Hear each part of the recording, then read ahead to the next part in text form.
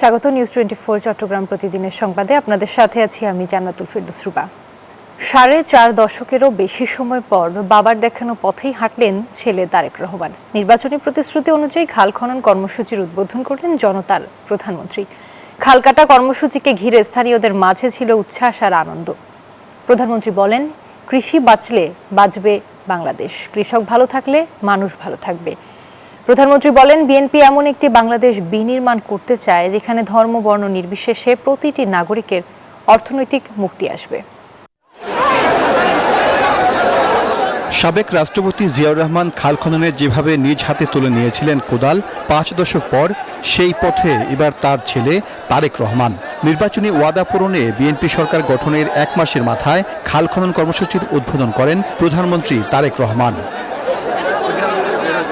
দিনাজপুরের কাহারোলের শাহপাড়া খাল খননের মাধ্যমে একযোগে দেশের 54টি খাল খনন কর্মসূচির উদ্বোধন করেন প্রধানমন্ত্রী। এ সময় তার সাথে ছিলেন স্থানীয় সরকার মন্ত্রী মির্জা ফখরুল ইসলাম আলমগীর ও সমাজ কল্যাণ মন্ত্রী ডাক্তার এজেডএম জাহিদ হোসেন। খাল খনন কর্মসূচির উদ্বোধন শেষে শাহপাড়ায় জনসভায় বক্তব্য রাখেন প্রধানমন্ত্রী তারেক রহমান। বলেন, কৃষি উৎপাদন বাড়ানো ও বন্যা মোকাবেলায় খাল খননের বিকল্প নেই। এই খাল খননের মাধ্যমে একদিকে আমরা বর্ষার সময় হঠাৎ করে উজান থেকে পানি চলে আসে, নদী খাল সব বন্ধ হয়ে যাওয়ার কারণে উজান থেকে যখন হঠাৎ করে পানি আসে তখন দেখি যে আমরা নদীর খাল বিলের আশেপাশে যে বাড়িঘরগুলো আছে মানুষজনের, সেগুলো ভেসে যায়, গরু ছাগল ভেসে যায়, মানুষের কাপড় জামা নষ্ট হয়ে যায়, ঘরের জিনিসপত্র নষ্ট হয়ে যায়, ঘর বাড়ি নষ্ট হয়ে যায়। এইরকম সমস্যা যাতে না হয় আমরা চাই খাল খননের মাধ্যমে উজানের সময় বর্ষার সময় যে অতিরিক্ত পানিটা, সেই পানিটা আমরা ধরে রাখবো। প্রধানমন্ত্রী আরও জানান, নির্বাচনী ইশতেহার বাস্তবায়নে সারা দেশে 20,000 কিলোমিটার খাল খনন করতে চায় বিএনপি সরকার। এ সময় ভূগর্ভস্থ পানির পরিবর্তে মাটির উপরের পানি ব্যবহারে জোর দেন প্রধানমন্ত্রী।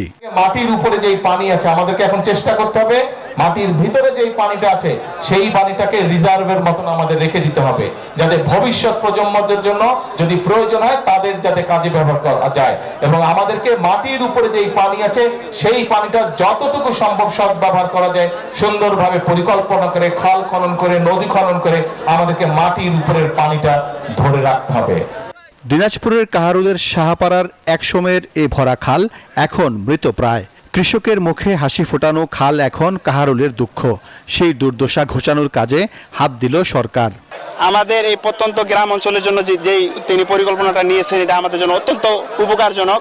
এখানে মাছ চাষ হবে, হাঁস চাষ হবে, এর পাশাপাশি আমাদের বিশেষ করে জমিটা এখানকার জমিটা পানি পাবে। যে উদ্যোগ নেওয়া হয়েছে এই জন্য তিনাকে, মাননীয় প্রধানমন্ত্রীকে আমাদের পক্ষ থেকে আন্তরিকভাবে ধন্যবাদ জানাচ্ছি। খাল খননে অংশ নেন শত শত নারী পুরুষ।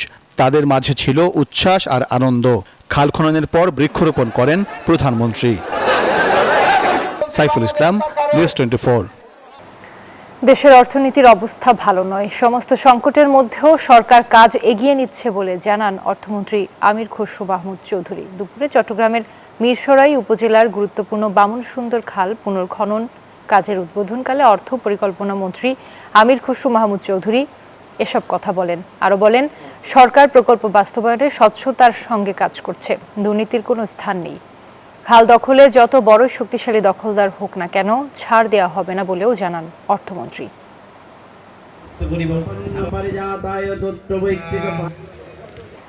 দেশের 70% মানুষ কৃষক। 70% মানুষের অর্থনীতি যদি চাঙ্গা হয় তাহলে এই দেশের অর্থনীতি চাঙ্গা হবে। নির্বাচনের আগে বিএনপি যতগুলো কথা দিয়েছে সবগুলো চালু হয়ে যাবে বলে মন্তব্য করেছেন কৃষিমন্ত্রী আমিরুর রশিদ। দুপুরে কুমিল্লা লালমাই এলাকায় ডাকাতিয়া নদীতে খাল পুনর্খনন কাজের উদ্বোধন শেষে তিনি এসব কথা বলেন। নির্বাচনের 1 মাসের মধ্যে যেই কয়টা কথা দিয়েছে সবগুলি চালু হয়ে গেল ইনশাআল্লাহ। প্রমাণ করেছে বিএনপি কথা এবং কাজ এক। বিএনপি ধোঁকার রাজনীতি করে না। পরিশোধিত জ্বালানি নিয়ে চট্টগ্রাম বন্দরে এসে পৌঁছেছে 16টি জাহাজ, যা দেশে বিদ্যুৎ উৎপাদন ও শিল্প খাতের স্থিতিশীল সরবরাহ নিশ্চিত করতে সহায়ক হবে বলে মনে করেন সংশ্লিষ্টরা। এর মধ্যে বেশিরভাগ জাহাজ থেকে খালাসও শেষ। এদিকে জ্বালানির সরবরাহ বাড়লেও পাম্পগুলোতে এখনও সংকট কাটেনি। আবু জাবেদের ছবিতে চট্টগ্রাম থেকে নয়ন বড়ুয়া জয়ের রিপোর্টে বিস্তারিত। মধ্যপ্রাচ্যে উত্তেজনার মধ্যেও এলএনজি ও এলপিজি ছাড়াও পরিশোধিত জ্বালানি, furnace oil, gas oil, diesel এবং বেস অয়েল সহ শিল্প খাতের গুরুত্বপূর্ণ কাঁচামাল চট্টগ্রাম বন্দরে পৌঁছেছে। বিবিসির তথ্য অনুযায়ী সব মিলিয়ে প্রায় 1,47,000 টন পরিশোধিত জ্বালানি এবং 4,000 টন বেস অয়েল আমদানি হয়েছে। এই মুহূর্তে দেশের চলমান পরিস্থিতিতে এই জ্বালানি সরবরাহটাকে নিরবিচ্ছিন্ন রাখার জন্য বন্দর কর্তৃপক্ষ এই ধরনের জ্বালানিবাহী জাহাজগুলোকে দ্রুত বাংকারিং দিয়ে পণ্যের সরবরাহটাকে নিশ্চিত করার জন্য প্রয়োজনীয় ব্যবস্থা নিচ্ছে। সম্প্রতি হরমুজ প্রণালীর ভূ রাজনৈতিক অস্থিরতা জাহাজ চলাচল ও বিমা খরচকেও প্রভাবিত করছে। তবে বন্দর কর্তৃপক্ষ বলছে চলতি মাসে জাহাজ চলাচল এখনো স্বাভাবিক রয়েছে। ব্যবসায়ীরা বলছেন এই ধারা অব্যাহত রাখলে হরমুজ প্রণালী ছাড়া বিকল্প পথও বেছে নেওয়া দরকার। বাংলাদেশকে এখন থেকে বিকল্প উৎসের সন্ধান করতে হবে এবং সাথে সাথে দেশে এই সংকটকে কিভাবে মোকাবেলা করা যায় সেই জন্য পরিকল্পনা গ্রহণ করতে হবে। এইদিকে তেলের সরবরাহ বাড়লেও এখনো চট্টগ্রামের পেট্রোল পাম্পগুলোতে গ্রাহকদের দীর্ঘ লাইন। তবে ঘন্টার পর ঘন্টা অপেক্ষা করেও কোনো পাম্পে পর্যাপ্ত তেল পেয়ে শেষমেশ খুশি তারা।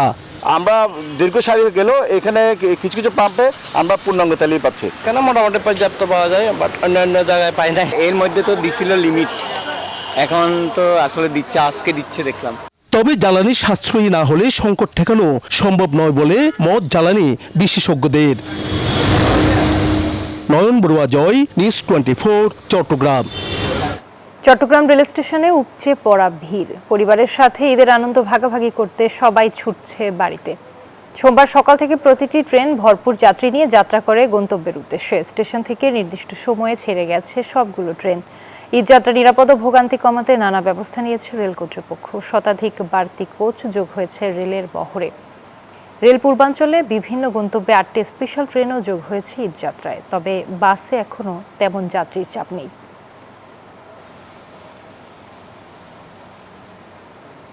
আর এই ছিল নিউজ 24 চট্টগ্রাম প্রতিদিনের সংবাদে। ধন্যবাদ।